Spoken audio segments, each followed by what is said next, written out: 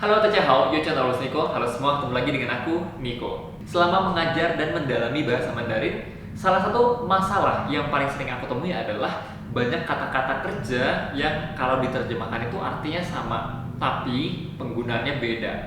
Misalnya xiao dan pao, ini artinya sama-sama kupas, tapi penggunaannya beda. Kalau kita bilang xiao itu xiao pingguo, mengupas apel. Kalau pao itu kita bilang pao juizi, mengupas jeruk. Loh. Nah, di video ini aku mau share tipsnya untuk bisa menguasai kata kerja dalam bahasa Mandarin. Dan semoga ini juga bisa membantu mengurangi kebingungan teman-teman.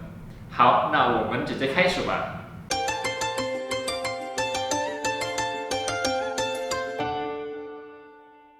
Nah, tadi kita bahas kata kupas, ya. Ada kata xiao dan ada kata pao. Kalau xiao itu mengupas apel, misalnya. Kalau pao itu mengupas jeruk, misalnya. Nah, coba kita perhatiin gerakannya, ya. Kalau kita bilang mengupas apel itu kan kita pakai pisau, ya, atau pakai peeler. Sedangkan kalau mengupas jeruk itu kita pakai tangan, oke? Kita kopek, kita buang kulitnya. Nah, udah tahu bedanya kan ya? Jadi kalau misalnya kita bilang mau mengupas kelengkeng, kita bilang pao long yan. Kalau kupas kacang, kita bilang pao huasheng. Nah, kalau kita mau buang kulit wortel, kita bilang xiao hu luobo. Kalau mau kupas kentang, xiao tu dou. Jadi bedanya, kalau mengupas atau buang kulitnya itu melibatkan benda tajam atau pisau, kita bilangnya xiao. Tapi kalau pakai tangan aja itu pao. Misalnya kalau kita bilang kupas udang, ya, pao xia. Nah, kalau kupas kuaci apa? Pao kuazi. Tapi kalau kalian nonton film-film akan ada yang bilang ke kuazi. Nah, ke kuazi itu artinya ngupasnya pakai gigi. Dari contoh pertama tadi, kita bisa lihat ya perbedaan penggunaan kata kerja dalam bahasa Mandarin. Nah, tips dari aku untuk bisa memahami dan menguasai kata kerja dalam bahasa Mandarin, coba perhatikan gerakan yang dilakukan. Jadi kita nggak cuma fokus untuk menerjemahkan kata-katanya aja secara kalimat, tapi coba perhatiin gerakan apa yang dilakukan. Kita coba lihat contoh yang kedua. Kalau aku bilang, 我要去办公室拿电脑, artinya aku mau ke kantor mengambil laptop. Kalau aku bilang 明天是25号，别忘了来我办公室领工资. Artinya, besok tanggal 25, jangan lupa ke kantorku mengambil gaji. Yang ketiga, 手机掉了，能帮我捡一下吗? Artinya, HP-ku jatuh, boleh tolong ambilin nggak? Atau, 这10张卡里面，你抽出来一张. Dari 10 kartu ini, kamu ambil 1 lembar. Atau, 鱼缸里的鱼能帮我捞出来吗? Ikan yang di dalam kolam boleh ambilin 1 nggak? Nah loh, di sini ada kata na, ling, jian, chou, lao, dan semuanya kalau diterjemahkan itu artinya ngambil. Terus apa bedanya? Na adalah yang paling standar dan yang paling wajib kalian pahamin. Dan kalau kelima kalimat ini kita ganti dengan na, sebenarnya nggak masalah. Lawan bicaramu akan bisa paham dan nggak akan bingung juga. Tenang aja. Tapi yang namanya belajar, kita harusnya maju terus dong ya. Kita nggak cukup nih yang standar-standar aja. Kita harus tambahin terus kosakata kita. Nah, kita lihat yang kedua, ling. Ling itu mengambil sesuatu yang memang punyamu, hakmu. Ya, dan biasanya sih ngambilnya dari institusi atau lembaga. Misalnya tadi ling kongzi, ya, mengklaim atau mengambil gaji yang memang hakmu juga gitu. Atau misalnya setelah kamu lulus kuliah, kamu pergi ke kampus untuk ngambil ijazah, ling piezheng. Atau misalnya kita ke supermarket, terus kan kadang-kadang tas kita itu harus dititipin ya, 我们需要存包. Nah, setelah kita selesai belanja, 别忘了领包, ngambil tasnya kamu. Nah, kalau jian itu ngambil sesuatu dari tanah, dari bawah. Ya, misalnya tadi 手机掉了, ya, kita ambil dari tanah. Ya, jian isya, jian 手机. Atau misalnya kita lagi jalan, kita lihat ada sampah di jalan, itu disebutnya jian laci. Tapi jianlaji juga sering dipakai untuk pemungut sampah atau pemulung ya, jianlaji. Nah, kalau chow itu artinya ngambil tapi dari banyak pilihan. Misalnya tadi ada 10 lembar kartu, kamu ambil satu ya, ni chow yi zhang. Makanya kalau kita ke kuil-kuil di China atau di Taiwan atau di Indonesia juga ya, ada yang ngambil batang kayu ya, istilahnya ambil qian. Nah, ini disebut chow qian karena ngambilnya di antara banyak pilihan. Atau misalnya kalau kuis-kuis ya, ambil undian, ambil door prize, itu disebutnya chow jiang. Nah, karena zaman dulu ya prosesnya seperti ini ngambilnya, pilihannya dimasukin jadi satu terus kita ambil satu. Oh ya, chow ini nggak cuma harus satu ya, bisa juga ngambilnya dua, nih chow liang ke, nih chow liang zhang, dan seterusnya. Nah, berikutnya ada lao ya.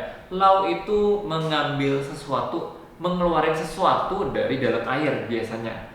Jadi biasanya ada pelengkapnya lao chulai ya, atau lao qilai. Jadi udah kebayang ya. Kita coba lihat contoh berikutnya. Kalau kalian belajar bahasa Mandarin sudah lebih dari 1 tahun, pasti kalian pernah dengar kata pa ya, artinya panjat. Dan biasanya yang paling sering dipakai adalah pashan, artinya hiking atau mendaki gunung.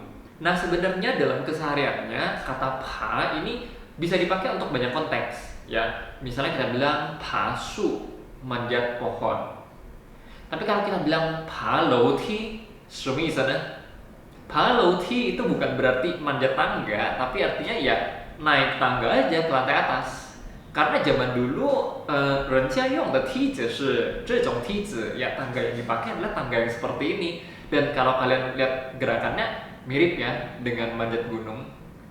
Nah, ada satu lagi penggunaannya, yaitu misalnya kita bilang Bao Bao gang xue hui pa. 什么意思呢? Bayinya baru bisa manjat. 不是ya, di sini pa artinya merangkak. Loh. Nah, kita bayangin gerakannya tadi ya. Kalau kita manjat gunung itu kan kita seperti ini ya. Jadi tangannya harus menarik sesuatu ya, kayak cicak gitu ya. Nah, kalau ini dioper di atas lantai jadinya merangkak. Jadi pa itu bisa berarti tadi manjat atau bisa juga artinya merangkak. Nah, contoh berikutnya, kalian pasti pernah dengar kata ti ya. Ti itu artinya mengangkat ya, tapi gerakannya biasanya seperti ini nih, ngangkatnya. Makanya ada istilah shou ti bao ya, handbag atau tas cewek-cewek atau tas laptop itu disebutnya shou ti bao. Nah, gerakan mengangkat ini juga bisa dipakai dalam konteks lain. Nah, bayangin kalian punya suatu masalah atau kenangan buruk ya, misalnya diputusin pacar ya, sebut aja namanya Ricky misalnya. Ini memori yang jelek, yang buruk ya, kalian mau lupakan, kalian kubur dalam-dalam. Tapi suatu hari ada teman kalian yang nyebut lagi nih namanya si Ricky ya, disebut-sebut, diangkat lagi memorinya, diangkat lagi masalahnya. Nah, kalian bisa bilang ke dia, ni bie ti ta le, wo bu ren shi ta le. Ya, jangan bahas-bahas dia lagi, jangan sebut-sebut dia lagi. Aku udah gak ingat dia lagi. Ya, jangan diangkat lagi deh memorinya tentang si Ricky ini. Dan kalau kalian nonton film, pasti sering dengar orang bilang piet hila. Ya, jangan dibahas lagi. Udah lupain aja, jangan diungkit lagi. Piet hila. Jadi bukan hanya mengangkat benda beneran, tapi juga berarti mengangkat suatu masalah, ya, membahas suatu masalah. Selain itu juga ada kata tikau ya, misalnya tikau hanyu shui ping ya, artinya skill Mandarinnya diangkat, ditingkatkan. Nah, berikutnya kalau tadi kita bahas kata ti yang artinya mengangkat, di sini aku juga mau kenalin beberapa kata-kata lain yang artinya juga angkat, tapi penggunaannya beda-beda tergantung dari gerakannya. Misalnya tadi ti itu angkat dan biasanya tangannya ke bawah ya, lurus. Oke. Ada kata tuan. Tuan itu artinya ngangkat tapi kita jaga supaya rata. Jadi misalnya tuan shui, tuan cha, tuan cai. Lalu pei. Pei itu dibawa, ya, diangkut di punggung.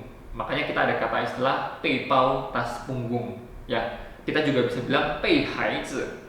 Lalu ju, ju ini angkat tangan dan biasanya di atas kepala, ya. Makanya kalau di kelas-kelas, laoshi bilang ya, 谁有问题举手, 举手, angkat tangan, ya, angkat tangan. Atau kalau di Olimpiade ada cabang olahraga angkat besi, ya, 这个叫举重，举重, cabang olahraga angkat besi. Nah, berikutnya kang, ya. Kalau kang itu ngangkatnya di sebelah bahu. Jadi misalnya kita bilang kang ni, ya, atau kang kang 什么呢？扛在你的肩膀上, ya, 这个扛, oke. Nah, berikutnya tai. Tai juga artinya mengangkat, tapi agak beda nih. Kalau tai itu biasanya padanannya dengan tai tou, ya. Tai tou, angkat kepala. Jadi misalnya habis nunduk, ya, tai tou. Ini gerakan tai tou. Oke. Kalau tadi ju shou itu angkat tangan di atas kepala, tapi kalau tai shou itu misalnya gerakan senam, ya. Kita angkat tangan ke depan, angkat tangan ke samping, tai shou. Dari beberapa contoh barusan mulai terasa kan ya kalau bahasa Mandarin itu bahasa yang sangat visual.